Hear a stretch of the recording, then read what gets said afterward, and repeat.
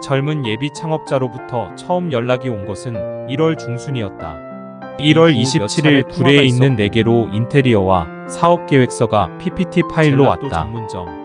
아직 대중적이지 않은 이태리 아이스크림 전문점을 1월 31일 가게 계약 잔금을 치렀다고 연락이 왔다. 마침 서울 다녀갈 일이 있어서 된 건물인데도 양재의 현장을 구경했는데 폭도 넓어서 사진은 철거 후의 모습이다. 젊은 창업자가 혼자서 철거하겠다는데 위험하기도 하고 장비도 없어 역부족이라는 판단이 섰다.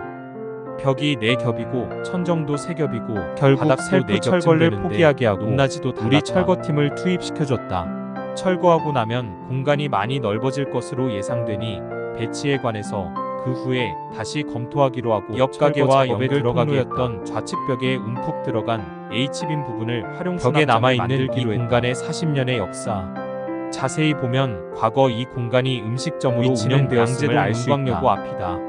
작은 공간이라는 분식집은 40년쯤 되었다는데 외지에 젤라또 전문점을 준비하는 예비 창업자는 기존 유명 맛집의 낙수 효과 또는 시너지 효과를 기대했다고 한다. 주방을 홀과 분리하고 싶은데 화장실이 안쪽에 있어서 통로를 만들어줘야 한다. 그래서 가벽을 치고 화장실 통로에는 천정을 만들고 천정 위는 다락을 만들어 창고로 화장실로 가는 했다. 통로는 동굴 느낌이 나도록 거친 벽을 그대로 두고 새로 만든 벽에는 매입 선반을 만들고 조명을 비춰 젊은 춘장이 좋아하는 LP판을 전시하기로 했다. 가벽과 천정의 뼈대를 세우고 나니 화장실 통로, 주방과 홀로 공간이 분리되면서 안정감이 찾아왔다. 오른쪽이 이번에 작업을 한 젤라또 전문점 공사 현장이다. 젤라또 전문점 작업을 하는 바로 왼쪽에 홍파집 4호점이 있다. 홍파집은 2호점과 3호점의 인테리어 공사를 내가 해줬고 두 점 모두 장사가 잘 되는지라 항상 뿌듯한 마음인데 여기서 다시 만나게 되리라고는 상상을 하지 느낌이 든다. 하지만 도색을 하고 조명을 달면 상황은 전혀 달라진 날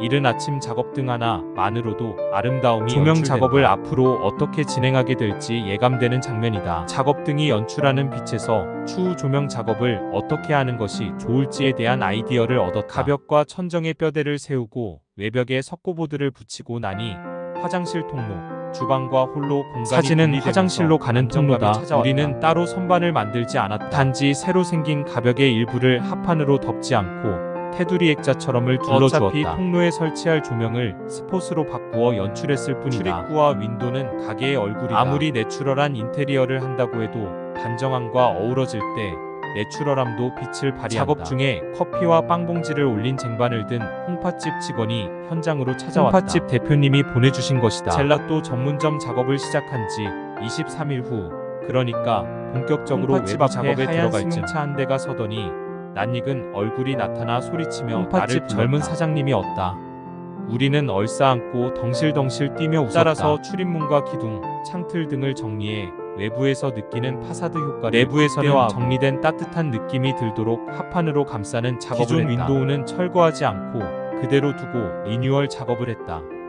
윈도우 양쪽 기둥을 합판으로 감싸고 상부의 콘크리트 들보도 합판으로 감싸서 외부 윈도우도 내부와 마찬가지로 느낌이 들도록 만들어 설치한 후에 합판으로 파사드 작업을 했다. 넓은 창의 상부와 하부의 일부도 막아서 산만한 분위기를 기존에 있던 셔터박스를 포함해서 출입문 위쪽의 유리창 일부도 합판으로 이렇게 막았다. 하니 전혀 다른 상가로 재탄생했다. 홍파집의 이미지와 연결되는 느낌이 들도록 외부 디자인 컨셉을 잡았다. 최소한 이질감이 들지 않도록 설계했다. 그리고 홍파집 사장님께는 죄송하지만 파사드의 목공 작업이 끝난 후에 오일스텐을 발라서 레트로 분위기를 연출하면서 방수, 방부 기존의 화장실은 소변기가 있고 칸막이 안에 좌변기가 있는 남녀 구분이 없는 좌변기를 철거하고 그곳에 세면대와 거울을 달고 세면대가 있던 미묘한 칸막이를 해서 문을 달아 창고로 만들었다. 화장실로 연결되는 통로의 벽에 스테인으로 채색을 하고 조명을 켜니 의도했던 분위기가 40여 년의 역사가 기록되어 있는 주방의 한쪽 벽은 깔끔한 느낌이 드는 위생적인 공간임을 강조하면서 포인트 벽이 되도록 했다. 옆가게와 연결 통로였던 곳에 수납장을 만들어 설치하고 H빔은 녹슨 그대로 바 테이블과 젤라또 냉장고가 들어갈 공간이다. 젤라또 냉장고의 앞은 합판으로 가리고 상부의 일부도 턱을 만들어 냉장고를 감싸주도록 카운터와 했다. 오더 테이블과 젤라또 냉동고를 감쌀 박스는 저렴한 코어 노출되는 곳에는 수성 스테인으로 채색을 한 후에 락커 페인트 투명으로 마감을 했다. 이 사진 오른쪽에 노출된 H빔은 서점인 옆 가게와 원래 이 연결되는 공간도 통로였다. 서점으로 운영하기 위해 벽을 헐면서 H빔으로 보강한 것인데 H빔 자체가 주는 느낌이 좋아 그대로 노출을 하고 그 안에 장식장을 만들어 길이는 3.6m인데 각 파이프의 길이는 6m. 과천에 있는 철강판 매소에서 트럭 높이 각 파이프를 세워 싣고 양재동 현장으로 오다가 경부고속도로 구간 하부로 진입하는 순간 광하는 소리와 함께 트럭 지붕이로 걸쳐진 각 파이프가 높이 제한 게이트에 걸린 것이다. 아찔한 순간이었지만 높이 제한 게이트가 굵은 H빔으로 제작되어 좀 전에 구입한 각 파이프는 사진처럼 휘어져 버렸다.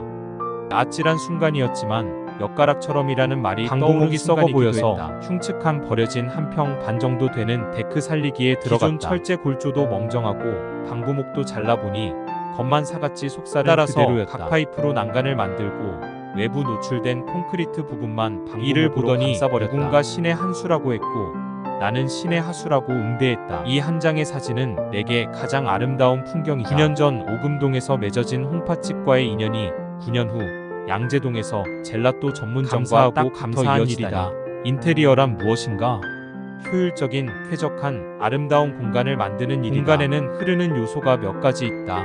물상하수도, 에너지 전기, 가스, 공기공조, 냉난방, 사람 동선. 이 네 가지의 흐름을 완벽히 이해하지 못한 상태에서 공간을 위험해지거나 불편해지고 비용이 더 발생하게 된다.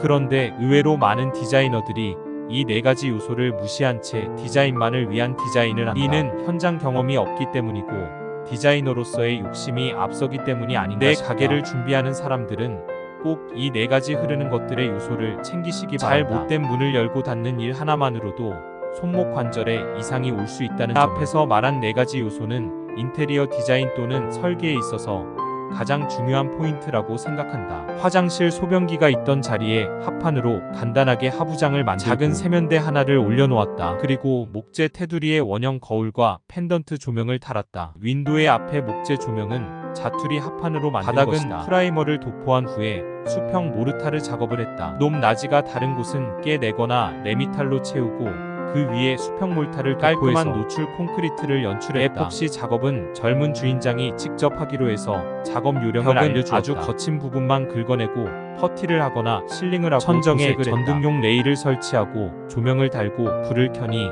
인테리어 조명 아래 다 된 느낌이 든다. 사전 작업인 프라이머 도포 작업이 진행되고 주방의 맨 안쪽에서부터 반죽한 몰타를 부이며 고르게 펴는 수평 몰탈 작업을 마친 후의 모습이다. 수평 몰탈이나 에폭시 작업을 할 때는 항상 공간의 맨 안쪽에서부터 진행하며 나오는데 작업을 하고 나면 하루나 이틀은 밟을 수 없다. 때문에 창문을 닫는다던가 전등, 몰탈 작업을 끝으로 우리 팀의 작업은 끝나고 진행해야 한다. 나머지 후속 작업은 젊은 사장님이 하기로 했는데 한 달 후 오픈을 했다는 연락이 왔다. 간판에 스텐실도 셀프로 찍었는데 간판을 비춰주는 조명은 직접 달 수 없다고 해서 달아주기로 했었다. 주인장이 직접 마무리한 에폭시 바닥도 궁금했고 젤라또의 맛도 궁금했던지라 얼마 후에 손님이 오기 전에 가게 분위기는 깔끔했다.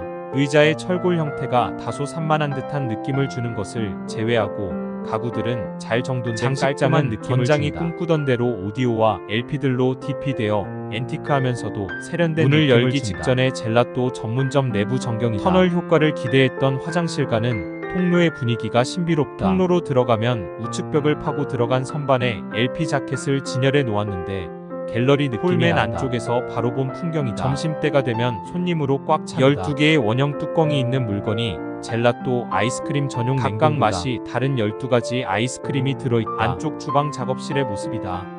왼쪽 상부가 화장실 통로의 천정 위에 해당하는데 이곳을 다락처럼 만들어 수납 공간으로 이 창고를 만들지 않았다면 짐이 큰일 날 뻔했다고 젊은 주인장은 고마움을 표시했다. 화장실이 내가 작업해준 것과 조금 다르게 변해 있었다. 좌변기와 세면대 사이에 칸막이가 있었는데 이를 없애버린 것이다. 어차피 혼자 사용할 공간이기 때문에 굳이 칸막이와 문으로 공간을 분리할 필요가 없다고 생각했다고 한다. 젊은 사장님의 반짝이는 화장실에서 나오면서 보여지는 풍경이다. 긴 터널 같은 느낌이 좋다. 점심때가 되자 손님들이 몰려들기 시작했다. 젊은 사장님의 미소가 보이는 듯하다. 2호점과 3호점을 내가 인테리어 작업을 해준 홍파집과 나란히 하고 있는 이태리 아이스크림 전문점 오탈레에 손님이 가득하다. 창틀 하부를 붙박이 의자처럼 만들어서 손님들이 앉을 수 있게끔 한 것도 신의 한 수가 되었다.